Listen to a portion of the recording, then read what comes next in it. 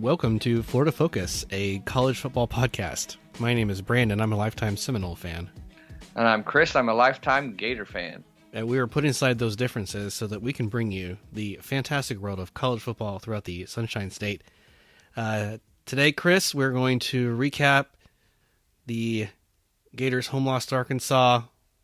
Noles win a really funky one. UCF finally gets their first Big 12 win. So, Miami struggles on the road. We'll get to all of that. But as usual, and as is per tradition, I'll let you go and get started. Tell me about the game experience when Florida hosted Arkansas and how come we got the result we did. Oh, man. This was a gut punch for the Gators. They lose in overtime to an Arkansas team that had been reeling, an Arkansas team that had just fired their offensive coordinator and prior to this game hadn't had a conference win, and it was the blackout game. You know, our first time ever wearing black uniforms, and we just came out there and we laid an egg. You know, it was a weird, frustrating game for the Gators because offensively, well, first of all, let's start. You get down 14-0. Quick. I mean, real quick. They go down and score.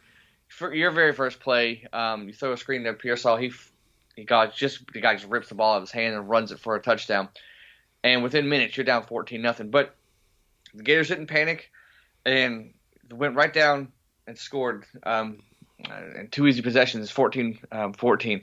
And you're thinking, okay, we got that. We dodged the bullet there, and now let's put them away. And this was the theme of the whole game. It was we would go up and, okay, this is where we put them away. Because you felt the whole game like you felt like you're the better team. You just have the better athletes.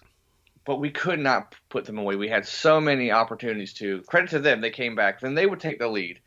And you start to panic, and then we would respond. And then they would take the lead. And just back and forth all game. And then you have a chance to win the game at the very end. And Trey Smack pushes a 44-yard field goal wide right, and then it went to overtime, and the Gators lose in overtime. And it was very frustrating on many levels because you start off slow. Your offense is clicking. You're finding Trey Wilson a lot, and they don't seem to have an answer for him. But then, for some reason, we seem to go away from him. And we really try to pound the running game, and it was okay, but not as effective as you wanted. You don't even mess around with your best tight end till late in the fourth quarter. It looked like they were giving Pearsall trouble, and it was just kind of – then you would have a drive where you would go down when you needed it. When you had to respond, you would go down. But then when you had the lead, you kind of just messed around on offense. It was a very frustrating game there. Defensively, going into the game, we were down 2 defensive linemen, and our middle linebacker was out for the season, Shamar James. So we had to shift some people around, and it showed. And then our backup, Jack Pyburn, he tears his ACL, who's having a great season, midway through the maybe third or fourth.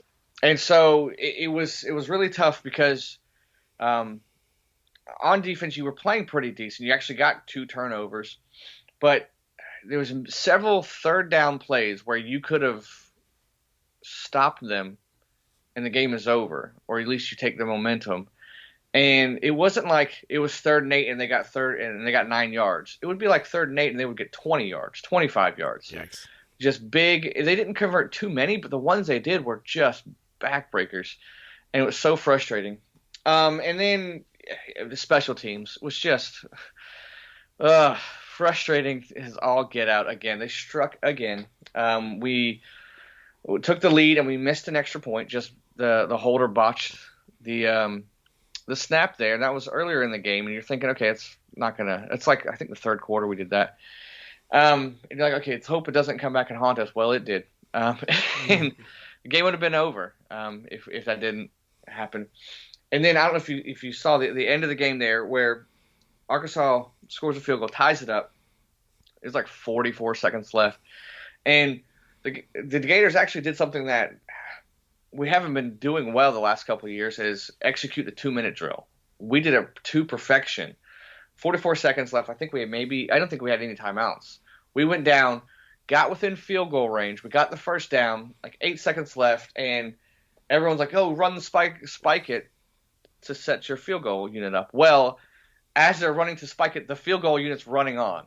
So you have the offense and the special teams running on at the same time. Jeez.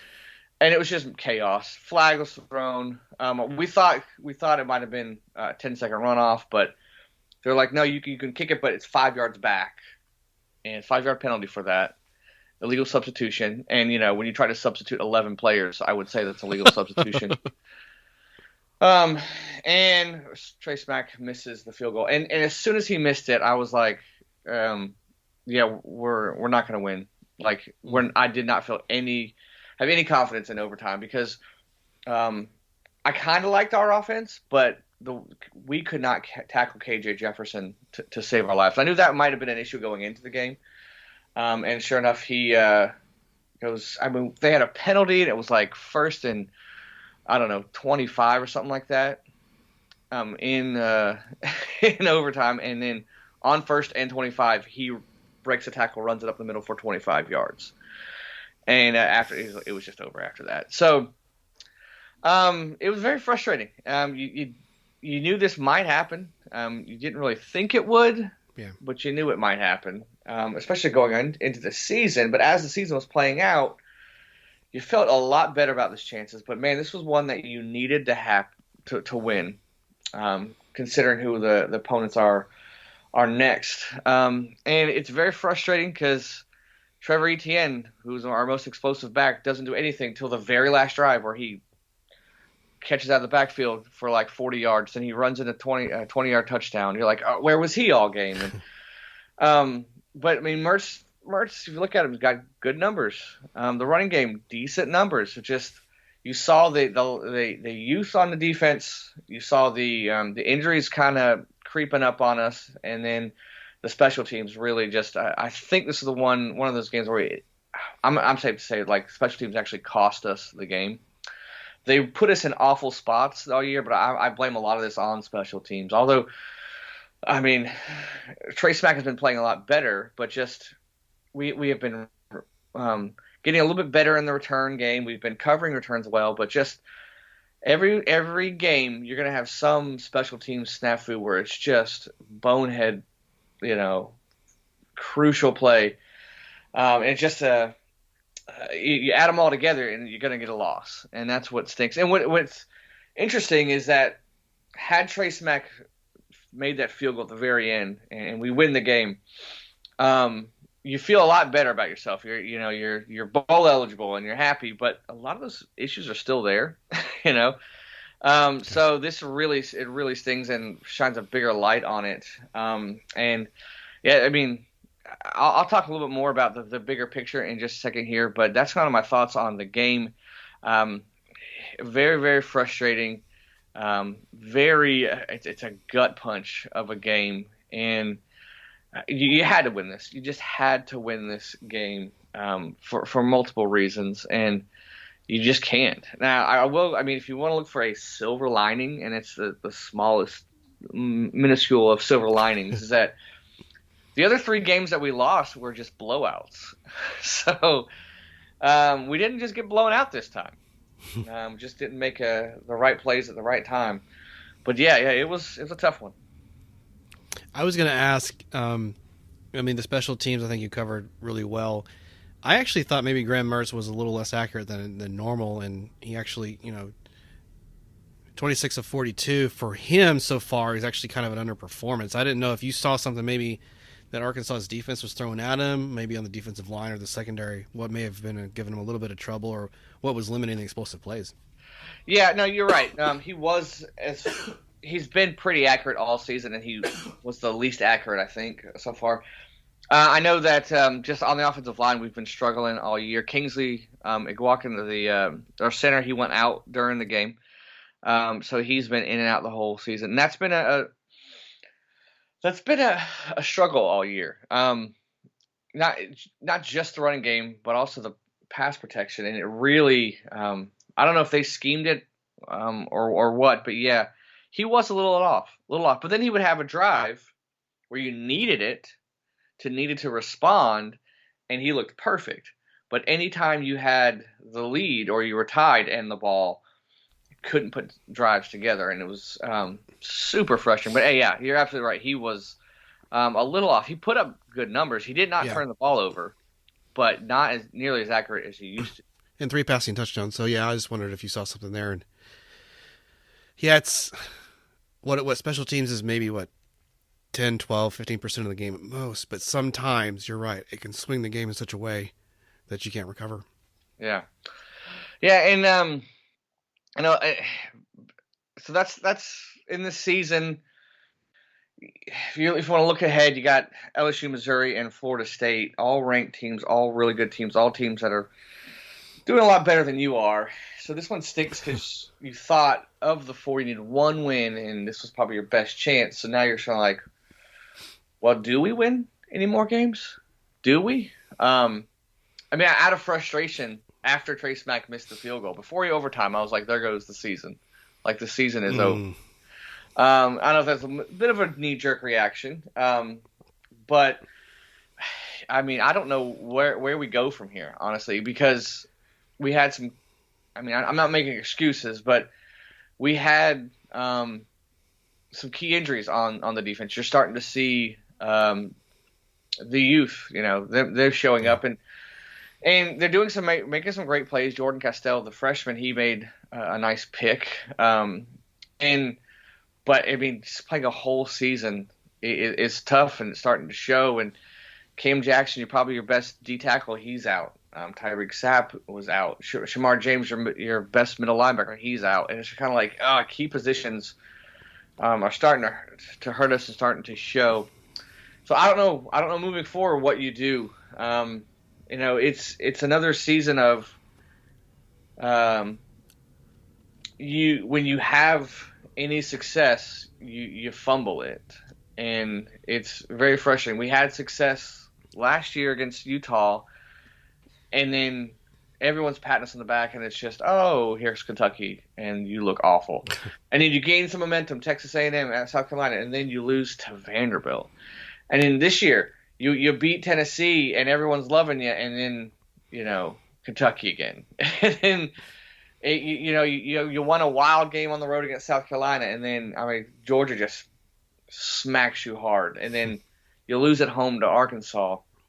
And it's kind of like, it's very frustrating. Those things need to change, and they haven't changed so far in year two. That's one of the things going into the season. I said, like, I want to see how we do when we win some games. Yeah. You know, we're still not, same old thing.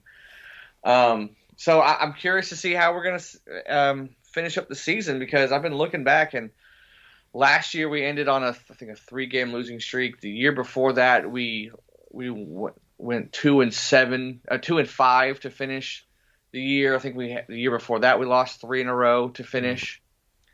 And it's looking the same, to be honest. I'm not trying to be all doom and gloom, but I mean, it's looking the same going forward.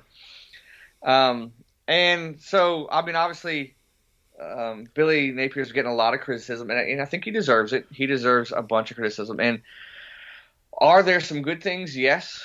You see some of the talent. You see some of the freshmen and the flashes they have. You see that his evaluation of Graham Mertz was spot on. But you're seeing some stuff that's just glaring, and like the lack of just being average on special teams. You got to fix that stuff. How do you handle success? It's not that good. Sometimes he comes out there and has a great game plan offensively, and sometimes he doesn't. His clock management sometimes is awful. And it's starting to build up. When you start losing more, those things are starting to get a little bit more glaring. And a lot of people like fire Napier. I'm not on the fire Napier train. I don't think that's the solution, because, like, realistically, say you fire him, not even, well, it may be after the year 2. What does that say to anybody, like recruits? What does that say to coaches? Who wants to come here if that's what you're doing? Buyout aside, like, who wants? Like, does that help? And big picture, I mean, the thing that he has going for that no one can argue is the recruiting, is his ability to evaluate talent. And he seems like he has a plan, like a long-term plan, if you will. So I think, and I've been saying, like, people have asked me, like, family members and friends, like, is he the guy? And I would say I'll know after year 4. Okay. I don't know right now. If these things that I'm talking about now, if in 2 years, if we're having the same conversation, Brandon, then yes, fire Billy Napier. Yeah. But I can't do that right now. I mean, it stinks. It doesn't take the sting away from right now, you know. But you got to give him a chance, because I was talking to Jared, like, we had Meyer came in here within 4 years. He had won 2 national championships and had a Heisman Trophy winner, right? You know how rare that is? That is super rare, you know. And Mullen came in here. We had success, right, for 2.5 years, and look how fast that came crumbling down. Yep. So I think, Napier's been saying stuff like this too, but he wants something that'll with sustainability, right? He wants that long-term success. He wants to build it. And look at the guys that he worked under and worked with. Nick Saban, look at what he's done. It wasn't a flash in the pan. He's still going, right? He worked under Dabo. Yeah, yeah. He worked under Dabo Swinney. You can tell me, how long did Clemson take with Dabo before they finally turned that corner? Like, what, 6 years, 7 years, 8 years, something like that? And Kirby Smart. He's worked with him too. And the whole joke, I think it took him 5 or 6 years before he got to the national championship game. But the whole joke leading up to that was, oh, congratulations, you won the recruiting national championship. But you didn't win the real national championship, because he was up there with Bama. But what did he do with all that talent? He accumulated all that talent, and he did something with it. And so that's what Billy's trying to do. He's trying to do all this stuff, but on the field right now, it's not translating. And it's frustrating. It is very frustrating. But Gator fans are going to have to wait. And I know Gator fans don't want to hear that. I don't even want to say it, quite frankly. But we're going to have to wait.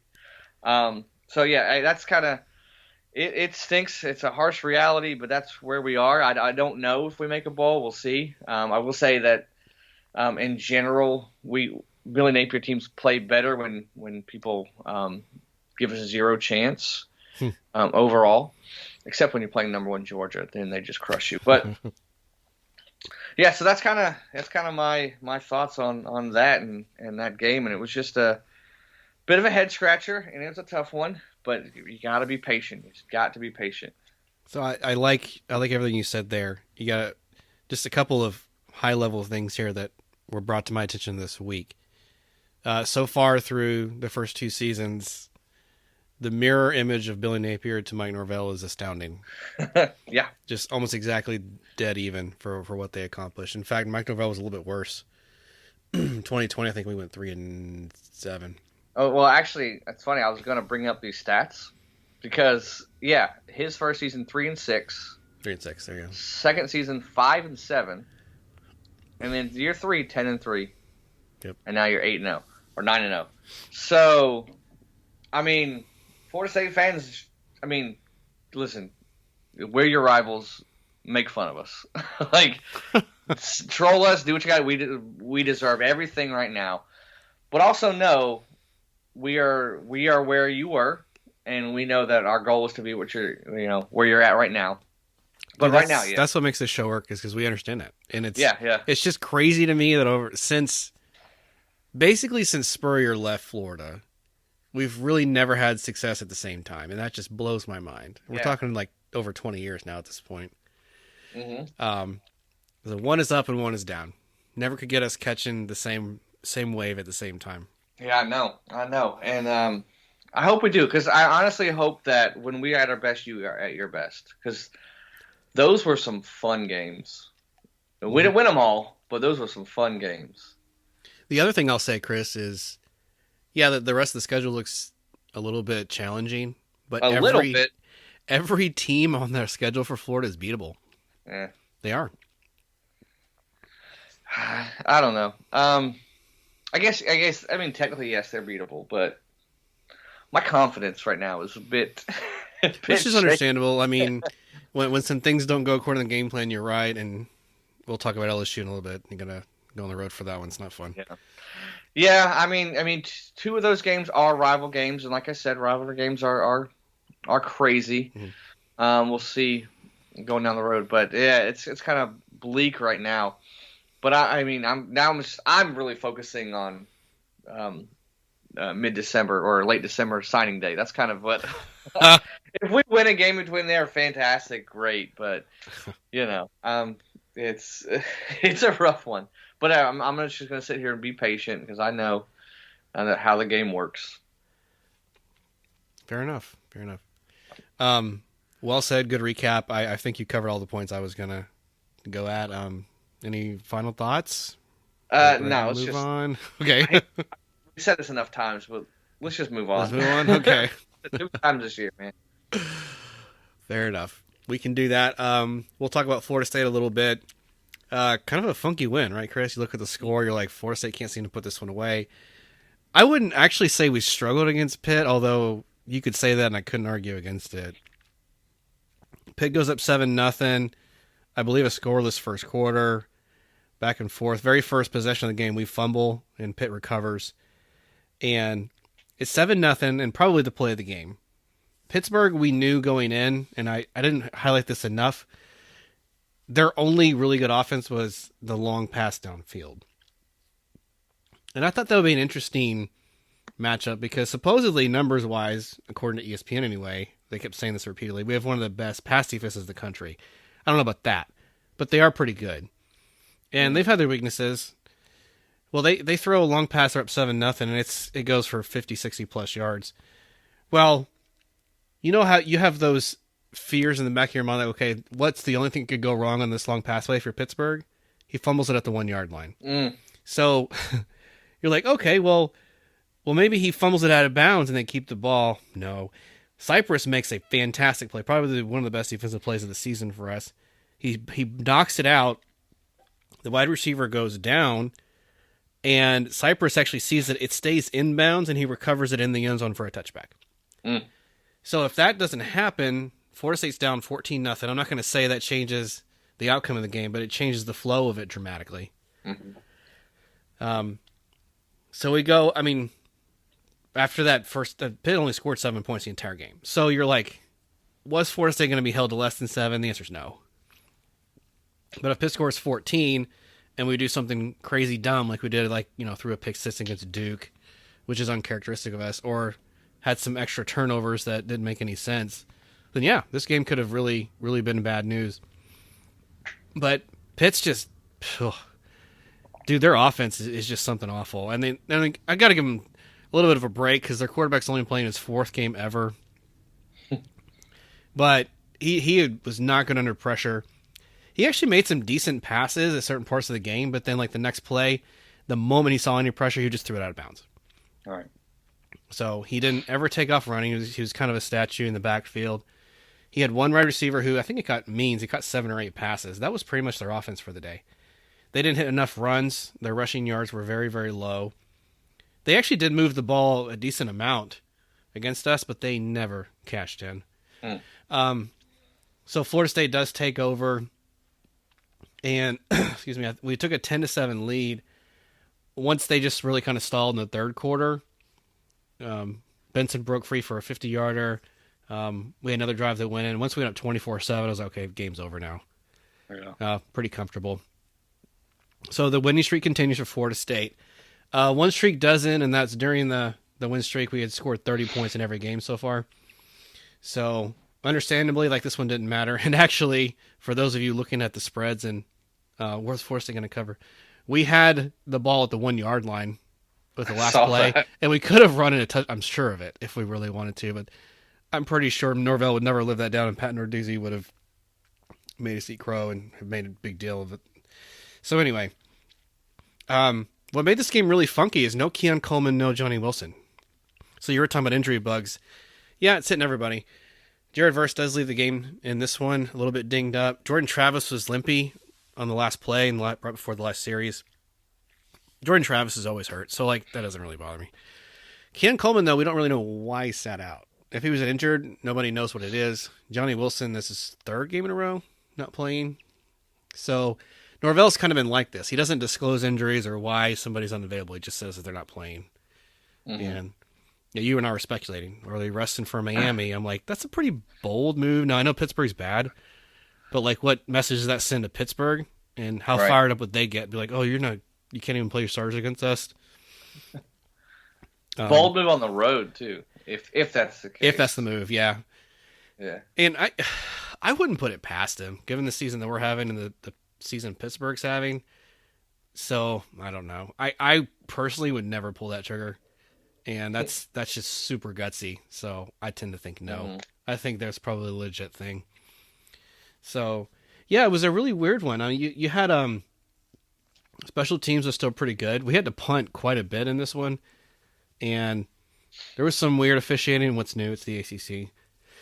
But like there was one punt that I'm pretty sure we down inside the 1 and they called it a touchback. I would have loved that to have been reviewed, but I don't know. Norvell doesn't seem to be a special teams guy like me, and they didn't ask me. So there's that. Jordan Travis actually played pretty well. Ja'Kai Douglas is really kind of the star of the game. He caught the most passes. He had the most production. Benson, he continued to struggle up the middle, but I think that's just kind of Florida State's identity. The offensive line is just slightly better than average. They're not fantastic. They're not going to wow you. Any good defensive line is going to give us some trouble. And I would say Pittsburgh is a pretty good one. But when we're going to face up like a really good defensive line, I think we're going to have trouble the entire night, just to be truthful. Not sharing any secrets here. That's, we've been able to build it up and get some depth going, but we have like Robert Scott, who hasn't really played all year, and Bless Harris also not playing the games you would like to see them in. So to answer your question, yes, the injury bug is kind of hitting the Noles as well. We have the depth for the first time in probably 3 seasons where you're going to see it impact us less, but it's definitely still an impact. Mm-hmm. Mm-hmm. Yeah, this was, for many games this year, I've been saying that Florida State was going to start off slow, and they proved me wrong by just blowing teams out early. But this is it. It finally happened, where they started off slow. When I finally gave up on that, they started off slow. Yeah. But, this is you knew eventually, at least I did. I knew eventually this was going to happen, where you go on the road, you maybe overlook an opponent, maybe you're looking ahead to Miami, and you just kind of sleepwalk, different type of walk, sleepwalk through the first half, and then turn it on when you need to. Getting that they're getting key defensive plays that turn the game around a lot this year. I've noticed, and their offense is a lot better, but. You've seen it where one play on defense or a couple plays on defense and the momentum shifts and the offense goes, okay, now it's our turn. And this happened again, like the play you mentioned with I forgot the guy's name that got the ball in the end zone for the touch. Cypress, yeah. So that's happened a lot this year, and that's that's something that's definitely different for Florida State, and it's all the units complementing each other. And that's what happens with a good football team, and quite opposite of what we are used to as Gator fans. But they did a good job. Jordan Travis, he only gets 1 touchdown, but 360 in the air, and like you said, they're stopping their rushing, holding them as a team under 100 yards is impressive. Yeah, that's definitely going to help you, especially on the road, because that's one of the things If you're on the road and the home team is running the ball down your throat, then you got to get worried. But if that's not happening, you don't have to stress too much. And I'm impressed that Florida State can still be that productive without their 2 best receivers, and Wilson and Coleman. And good for Douglas stepping up. I don't know if he's got many touches all season. You can answer that, but. It's good they had that depth when your 2 best receivers, and not many teams can do that. Your 2 best receivers are out, and then you can still be productive. Yeah, so it just looks a little bit different. And I would guess with Douglas, I would have to look it up. Somebody else can send us a message through FloridaFocusPodcast.com if they want to reach us. I would guess, Chris, that Ja'Kai Douglas probably doubled his production on the season in this game. Okay. That's a rough guess. But I mean, yeah, you had a lot of different guys. You had I think his name's Williamson, another freshman wide receiver, getting some targets. Mitch Morlock, our tight end, he makes two defenders run into each other and runs for like 80 yards. So the tight ends were all over the place, and the screen game just played a heavy factor in this. Really, the only game we saw the tight ends being used this much was against Duke. And that's kind of what you have to do. With Duke, it was like, hey, their pass defense is so legit, we're going to have to work around that. This one was, we don't have our two best wide receivers. But it's comforting, right, to know that if one aspect of the game isn't working for you, you can go to something else and it will work. Right. Yeah, so that was kind of the takeaway there. And you're right, the defense, and I really didn't think about it until you put on that perspective, Chris, on all the plays that they've made on defense to shift the tide of games. But it's absolutely true. Yeah, and it's crazy how, although they say defense travels, right? And good ones do at least. And it's good to know that you're down 7-0 mid second, but your defense just shuts them out after that. I mean, that's impressive. Even if it is Pitt, it's still on the road. You don't let them mess around too long. And yeah, good job on the Noles. Good win for them. Even though it's an opponent like Pitt, but this is a game that going into the season, we thought they were going to lose. Yeah. And so a little tighter than you wanted, but they took care of business. They were looking at upset city was Pitt. Yes, they wanted to pull it off. So you were talking about defense travels. Here's another quote for you. The games in November are the ones you remember. Nice. And this in itself is not a big win, but what it represents is huge. Mm-hmm. Just like last year, you're like, Brandon, why are the Noles rushing the field after they beat the Gators? I was like, you got to understand the context. It's not just this one game. We know Florida was having a bad year, but to have 9 wins and go to a meaningful bowl game, I know it's a Cheez-It Bowl, whatever. Like that, the culmination of like the year before losing to Jacksonville State. And then it all makes sense if you put it in context, right? Yeah. So this game is a huge win because when's the last time Florida State went to the ACC title game, Chris? 2014. Who was the quarterback? 2014, okay. Winston, Jameis. Yeah. Yeah. Do you know what the number 1 movie in the country was? Oh. We're going to go Gone with the Wind. Titanic. The Hobbit / The Hunger Games or The Last Night at the Museum.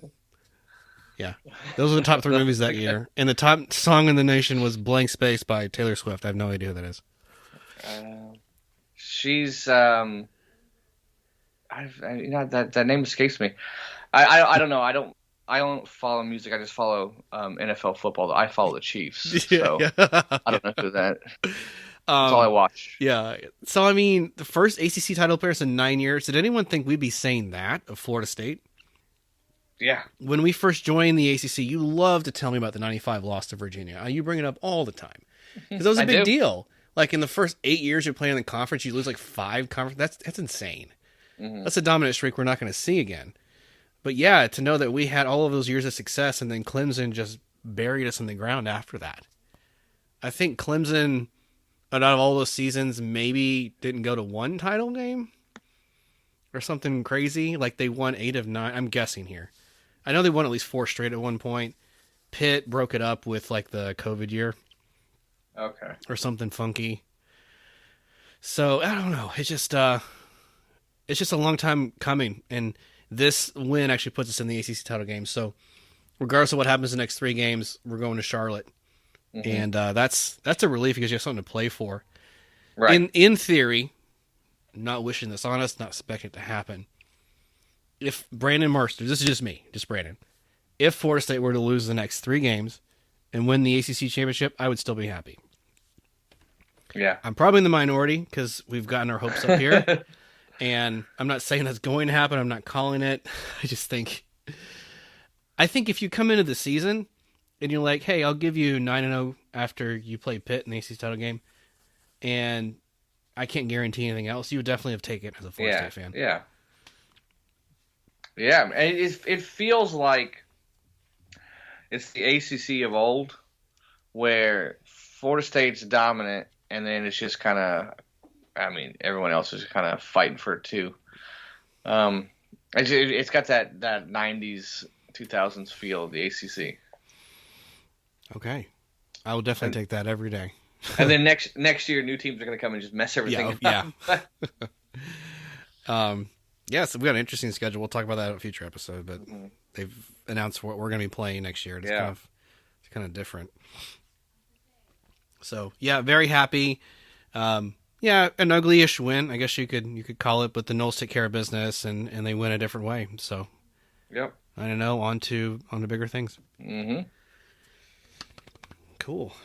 I was going to say about the best part about being 9-0 is a chance to be 10-0. Oh. So, there you go. Yes, indeed. And the team that we're going to play next week loses on the road to NC State. That'll be the Miami Hurricanes. Yeah. I did get to watch most of this one. And I would say, even though Miami has 3 losses on the year, this is the one where they looked the worst and actually looked like they were dominated. They only scored 6 points, no touchdowns, nothing in the second half. They did get inside the 5-yard line. I think the 4th and goal at the 2 or something. Go for it. Don't convert. So had they converted that, the game looks a little bit different. They have a chance, but they had turnovers. Van Dyke, dude, his magic is gone. Whatever he had early in the season, it's not there anymore. And he's just been a turnover machine. I think, like, at one point against NC State, he had played, like, 2.5 games and turned it over 8 times. Mm-hmm.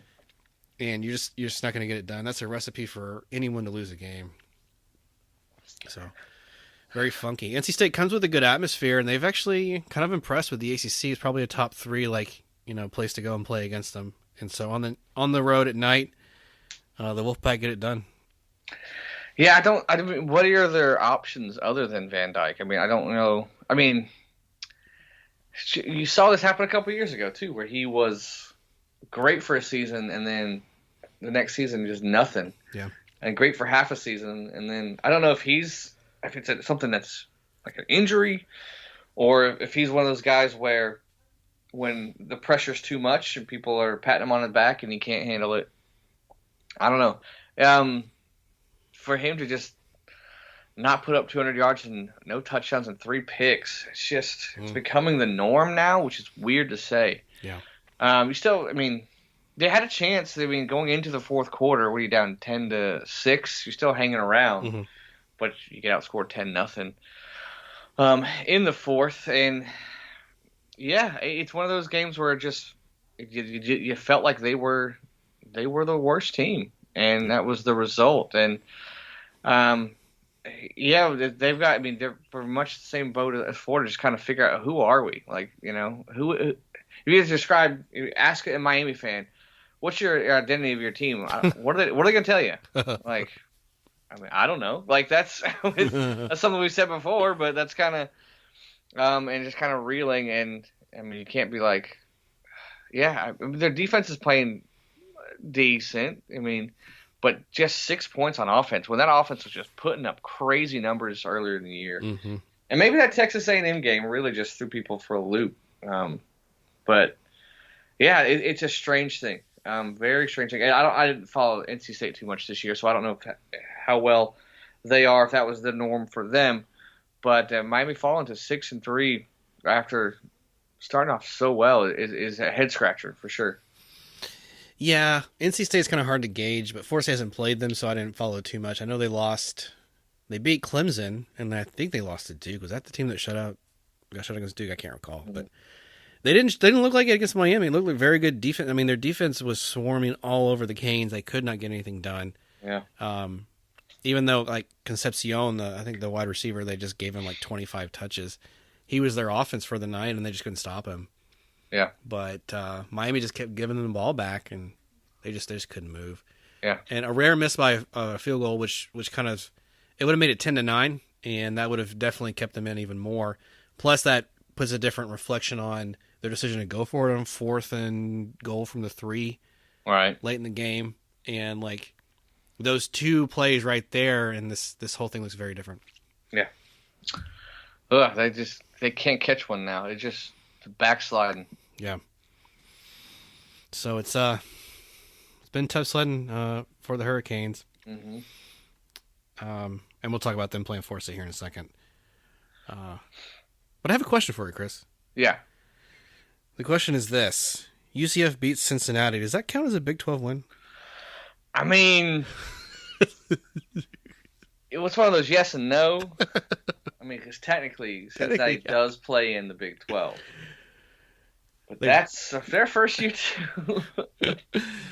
Yes, indeed. Take it and run with it, UCF. Absolutely. It and absolutely run with it. In fact, I'm going to give you a little shout out here, UCF. Ready for this? UCF, charge onto the field. With your spirits, you'll never yield. Black and gold, charge on through the night. Victory's your only cry. BIGXII, tonight the Knights did shine. Are we doing that every time they win a Big 12 game? Or just because you won one. Just okay, good. Uno, a little special gift to you guys. Yeah, they go on the road and beat Cincy. Yeah. Wow. But I mean, listen, this guy right here is not surprised. Yep. I'm not going to get into the old Emory Jones bashing again tonight, but I'm not surprised. That was like my favorite part of last week, so I was kind of good. Yeah. There was RJ Harvey just could not be stopped. I was talking to somebody before the game, and I was like, "There's a line here. There's like a sports betting website. Over under 67.5 rushing yards for RJ Harvey. Excuse me. Yeah. And they said take the over. Every game that he's played against Cincinnati, he's run all over them. Wow. They're like, oh, he probably goes for 100. I think he went for like 170. He was just completely dominant. John Rice Plumlee got it done. When it was late in the game and UCF had a small lead, I said, you know what? If I think it was 21, the 21-20, maybe it was 21-19, can't recall. I said, if they go down and score a touchdown, game's over. They went down and score a touchdown. So, actually, Cincinnati did respond very quickly to pull within 2. And I was like, they have to go for a 2-point conversion. I was like, those are 50-50. And then, of course, just on cue, just like Chris and Jared predicted last week, the 2-point conversion play made 0 sense and was thrown in the middle of coverage. Yep. And there was nobody even close. You're like, what are you doing? Just give him time, man. Give him time. Yeah. He'll show up. He'll show up and show out. He even was pulled for a little bit. I don't know if he's hurt or they decided to go with a quarterback for like a series or two, and then he came back in. I was like, what's going on? I bet he hid the backup's helmet somewhere and they forced him back in. That's awesome. I bet I'm calling it conspiracy. We'll get Harbaugh on it. He'll know. Oh yes, somebody was watching his on. Yep. Yeah. But I mean, otherwise, UCF has a pretty good performance here. Yeah. Could have done a little bit better. Colton Boomer, the kicker, does miss a field goal that would have padded the lead a little bit later, but turns out it didn't really matter, and everything else seemed to work out. So, yeah, good for the Knights. Morris Brash also on defense had a fantastic game, just wreaking all kinds of havoc, and one of the better defensive players in the conference this year, actually. So the Knights do have some good players around them, and defense can stop them when they need to.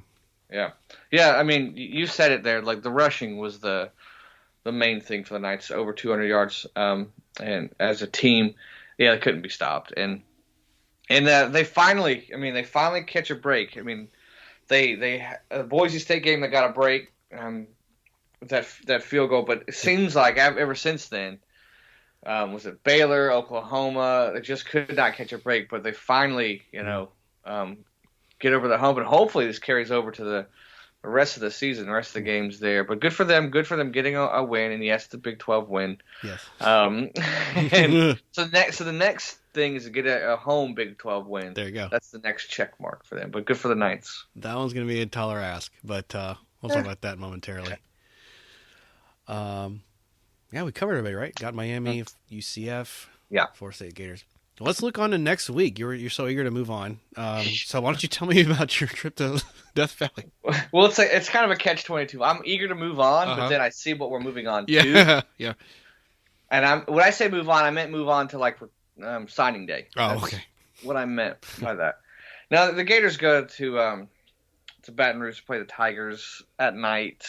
A really good team offensively. I'm not feeling good about that.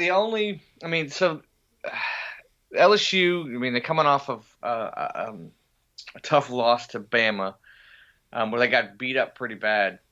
But they're their offense has been putting up crazy numbers Yeah.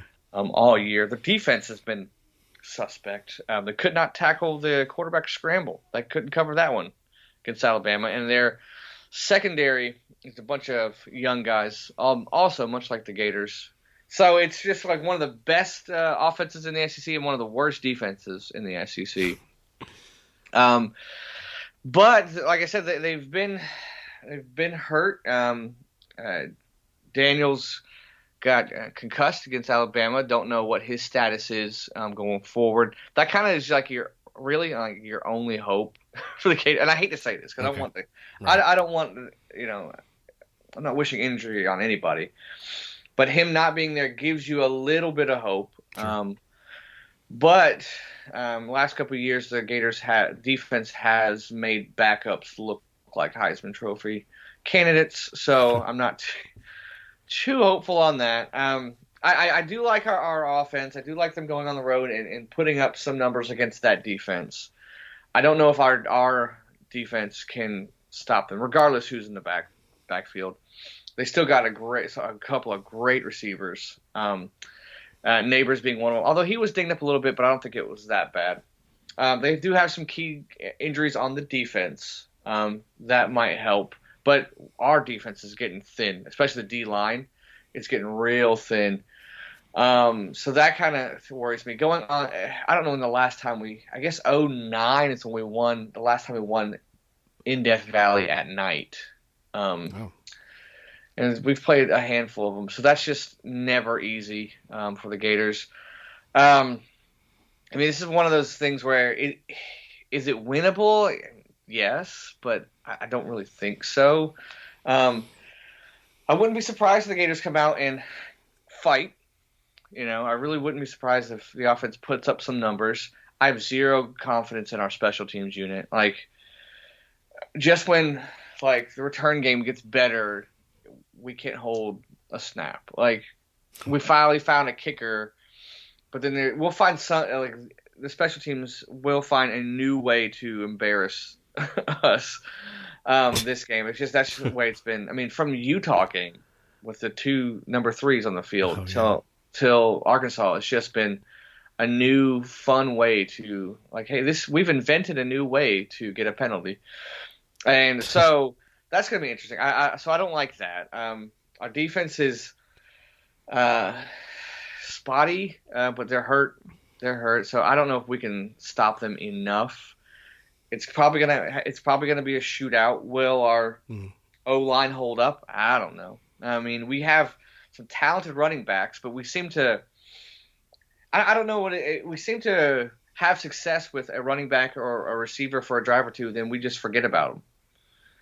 And I don't know. I don't think other teams are taking them away. I don't know if Napier's just he's overthinking it or what, or trying to outsmart them and outsmarting himself. But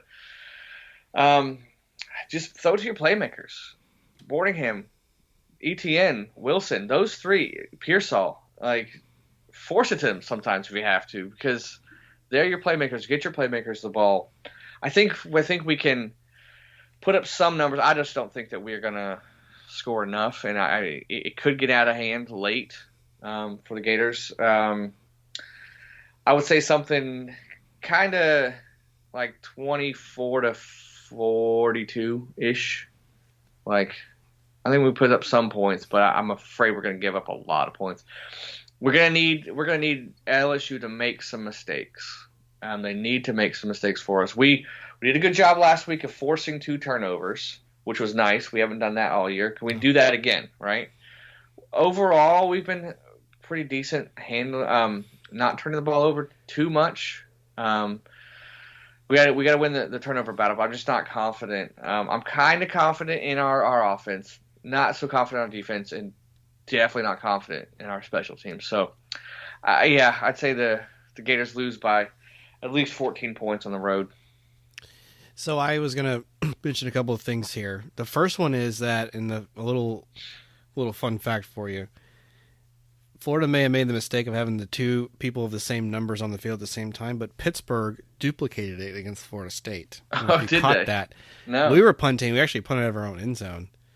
And they initially threw the flag on Florida State and said 2 players wearing number 5, equipment violation.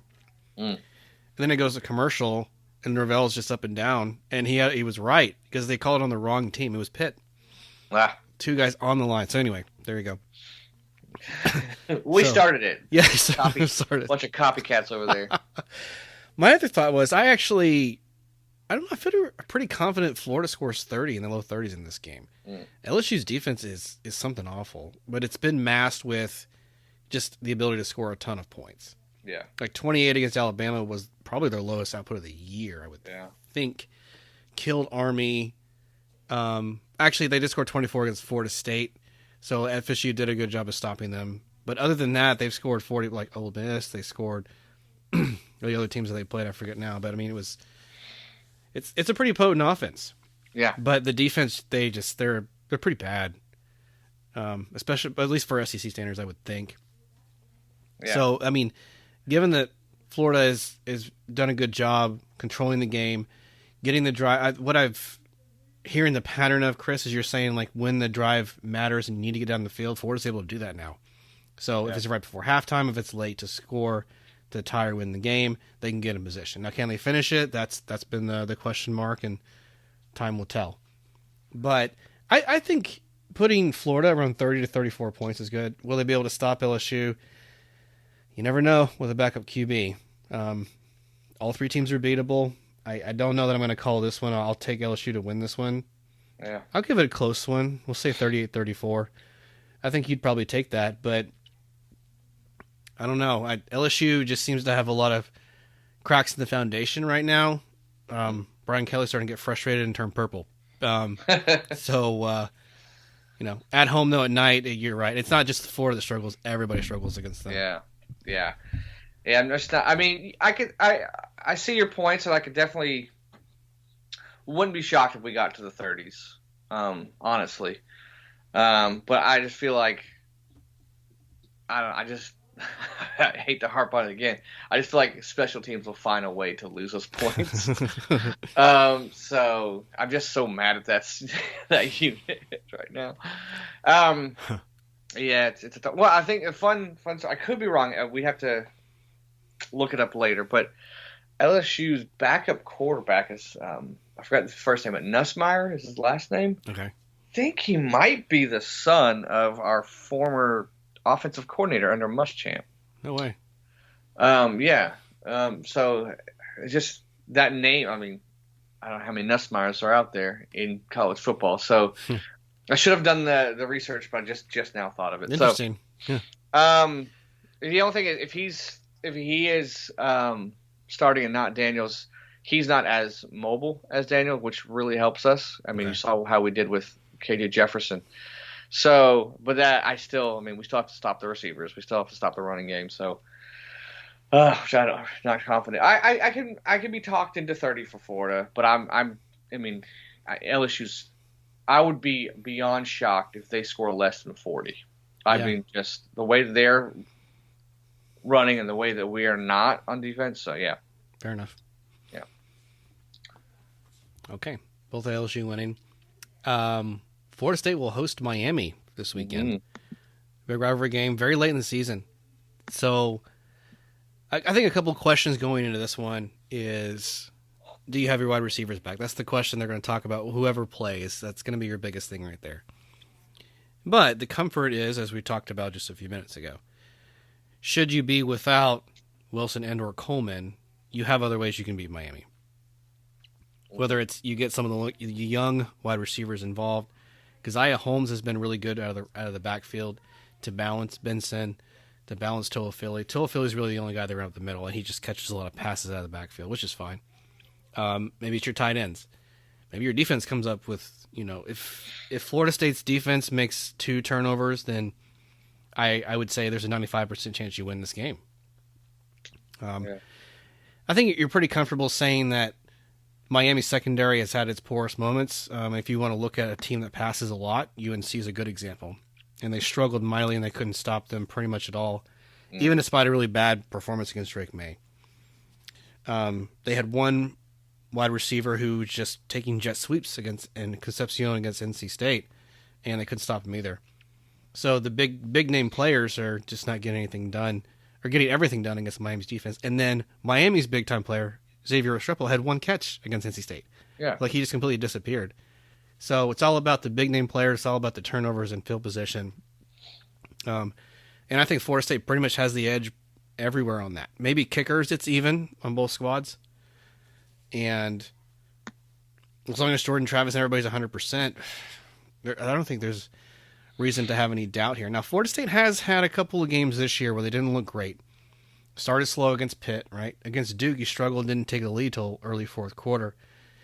But both of those games, you didn't feel too worried that this was a game they were going to lose.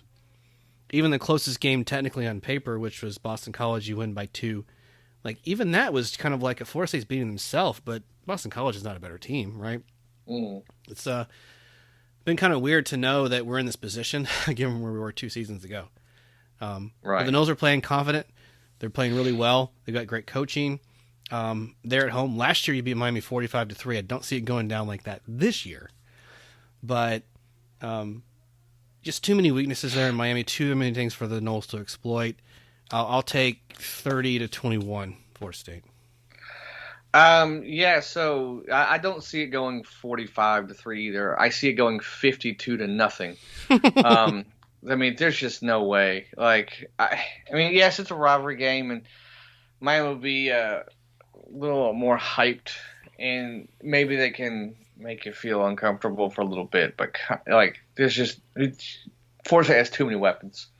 They proved last week. You take away you tie one hand behind our back, we're still going to knock you out. And it's just kind of, I don't see. I mean, Van Dyke is about to get the Emory Jones treatment by me. I mean, if Florida State's struggling, just punt it to him because he'll give it right back to you. I'm looking at. They've had some playmakers on defense. Miami does, but Florida State's defense is too good. Their offense is too good. Yeah, you mentioned that their O-line is okay, a little bit above average, and that could probably be the one area that Miami could overpower you. But other than that, I don't see anywhere where they can do enough, where they can hang 4 quarters with Florida State. So, I mean, Noles in a big one in Tallahassee. Yeah, I mean, it's going to be pretty emotional. This one always is. Yeah. And I've been lucky enough, I'm going to go to this one. I actually generally don't like to go to this game. And if you're a Miami fan listening, yeah, I've pretty much bashed you every time I get a chance. So it's the fans. I mean, you got to give a better experience here. I've even been to games here in Orlando. They played in a bowl game, and they still show up in bad tempers, fighting with other fans, not interested in the game. Interested about just talking about the brand and the U, and I'm like, they're on the field right now, right? And just no, I'm eating popcorn. So, like, give the other fans a reason to go. Like, I don't even like to go to this game anymore because it's just okay. What are we going to see this time? What kind of craziness is going to happen in the stands? It's not worth it to go to the fan experience. And if you were to want to bring a family to this game, forget it. I would say don't do it. I really want better things from Miami. I mean, this is a program that's won 5 national championships, but they're not acting like it. They're not certainly like playing with it, playing like that. And right now they're going to come up fighting. I mean, I think we all know Georgia Tech, the way that they beat Miami is laughable, but Miami was a better team that day, and they fought against UNC. But this is a pretty decent Miami squad, and there are ways they can get ahead. There are ways they can beat Florida State. But I just don't think they get it done November 11th of this season, given the team Florida State has now. And it's not like they're going to sneak up on us and catch us napping. Yeah. We literally have everything on the line here. Yep. Yeah, no. I mean, even if this game was at Miami, I still feel the same. So, yeah, the Noles don't have anything to worry about. Okay. Well, certainly he'll be right. Here's a team that may have something to worry about. UCF's going to host Oklahoma State. Yeah. Go Pokes. Sort of. And so they're you remember, let's harken back to the old episodes, Chris. Remember we did a who's your top 5 teams that are not your favorite team? Okay, yeah. So Oklahoma State's up there. Yeah. And if it were not for me going to the Miami game, I would be here in Orlando watching UCF host the Cowboys. That was a tough one, but my Noles are always going to win. Yeah. And Oklahoma State. If you'd have said 6 weeks ago, they're going to beat Oklahoma and they're going to be second place in the Big 12, you'd have been like, "You mean this team that lost to South Alabama?" Right. Yeah, that's for real. And you're like, "Well, what happened?" Mike Gundy. I see. I almost Van Gundy. That's another one. That's Stan Van Gundy for the Magic. Sorry. Yeah. Mike Gundy. I'm a man on 40. He has just really turned things around, but he has shown that he cannot be consistent in the Big 12. So I never know what to expect. Like in 2011, he only loses one game to Iowa State. Probably had a decent run at a national championship. I think instead they win the Big 12 in like the Fiesta Bowl or something. I think that might be his only Big 12 title. I'd have to look that up to be sure. But he has had a lot of good players, a lot of good teams, and sometimes he started off like 6-0, I think even in the last 2 seasons. And that same year he started 6-0, he finished 6-6. So it's hard to know where are they going to show up, what are they going to do.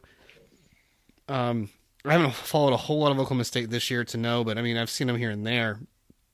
Definitely a potent offense, good quarterback play, good skill players, but they just, I mean, I think in that South Alabama game, Chris, they were down like 21-0 in the fourth quarter. Wow. I just don't know what to take away from that. You know, what do you think of this team? So I'll give my prediction in a second, but coming into this game, what are your thoughts on the Knights? I mean, if you just still on Oklahoma State there, I mean, they beat OU and Kansas State within the conference there too. So that's kind of impressive. Maybe they turned the corner there. I'm very interested to see how the Knights respond after having a losing streak, getting a win, coming home, and you know you have to get back up again against Oklahoma State team that is looking pretty good now. You got to get Plumlee going. Got to get the running game. Got to continue that to get going, and don't turn the ball over. I don't know. I haven't really followed Oklahoma State too much. Great game there, Bedlam last week. I don't know if they might be overlooking UCF. They might be on their high horse there. You know, I'm gonna go and say that the Knights pull it off the upset. Oh, you heard it here. I'm just, you know, I think that really was a big win for them. And just a big load off their back, and now they can just have fun. And Oklahoma State probably going to be celebrating too much of their win against Oklahoma. So I'm going to say the Knights, Boomer wins them the game. Oh, beautiful. At the end.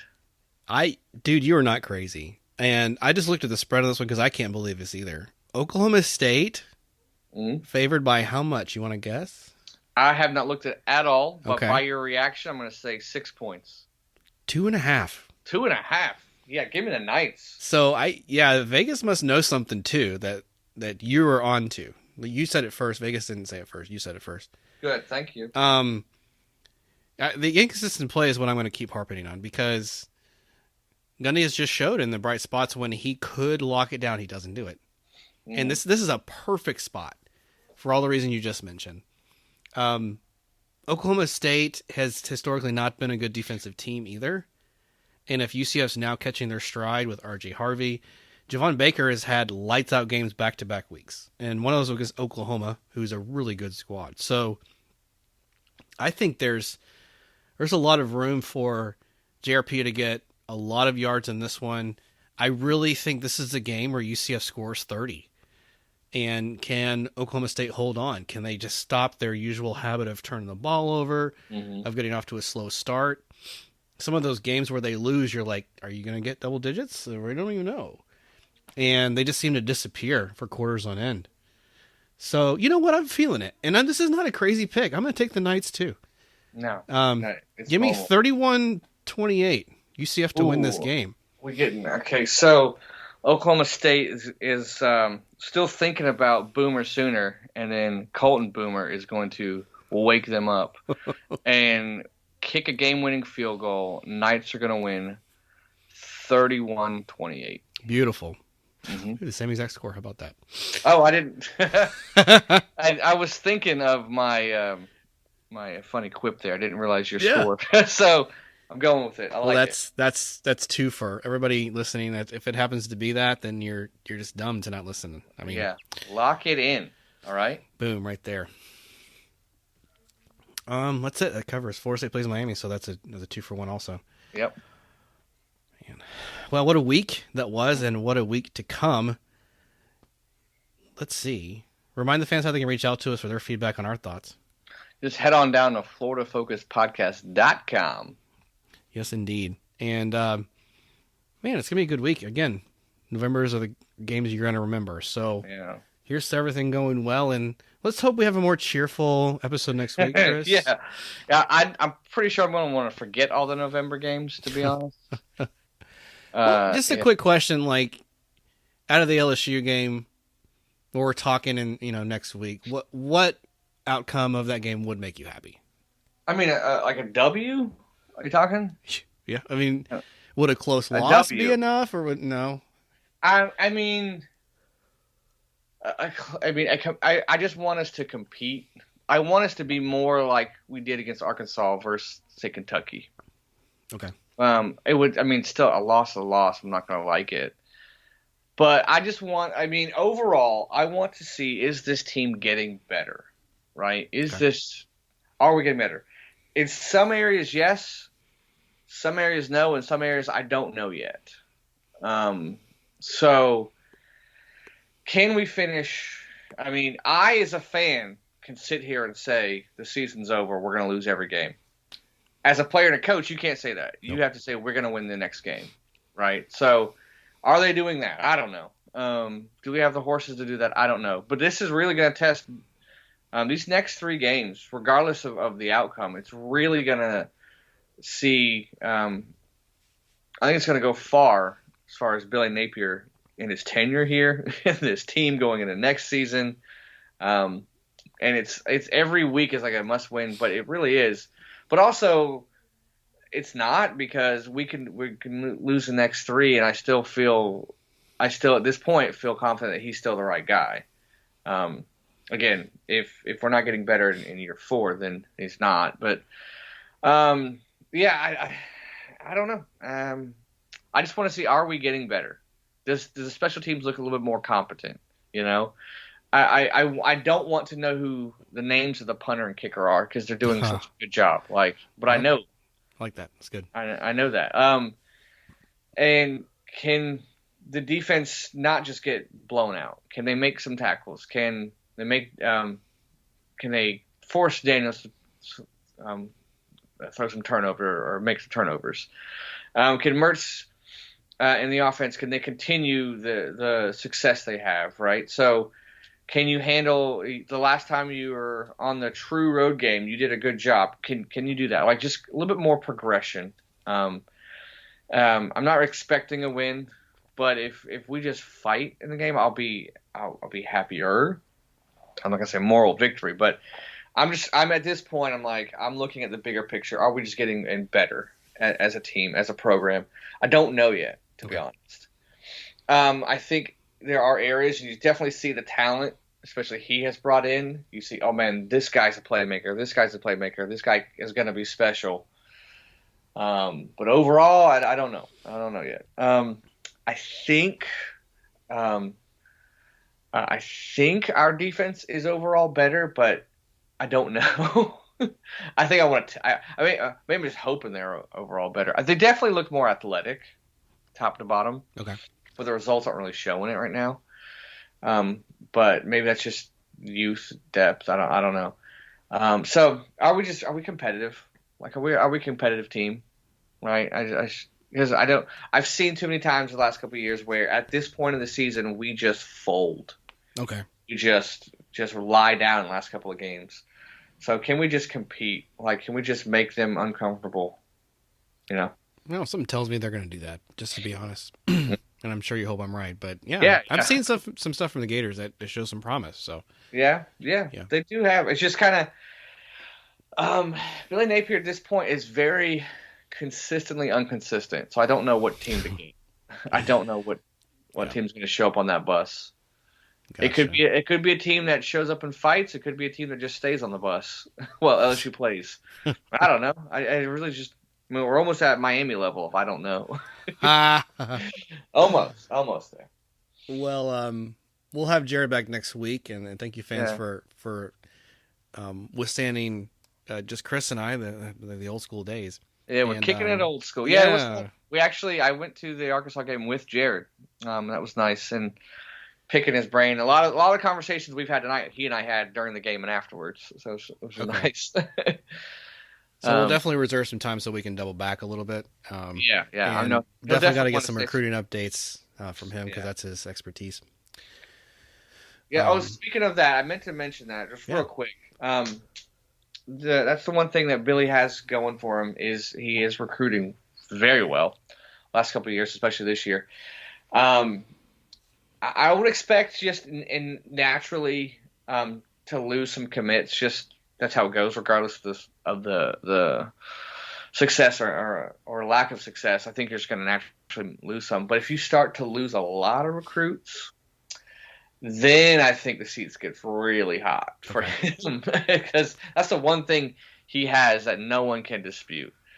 But if he starts losing that, I'm not saying it's going to happen because it seems like still recruits are still setting dates and still via Twitter saying, "Hey, I'm still committed."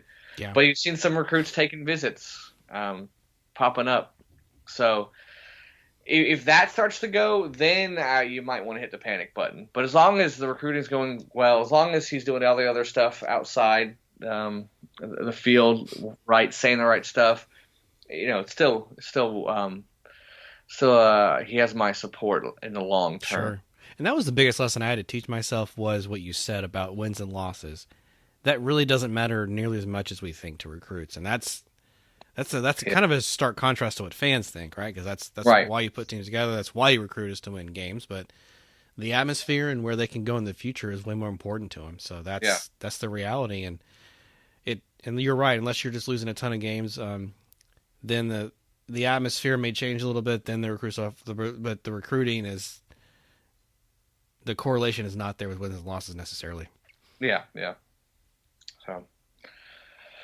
But yeah, missed Jared for the episode, but we'll have him back, and I know he'll have a bunch to say because we'll probably both want to rant about the LSU game. So,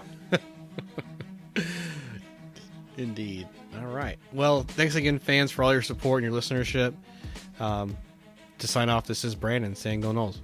This is Chris. Go Gators.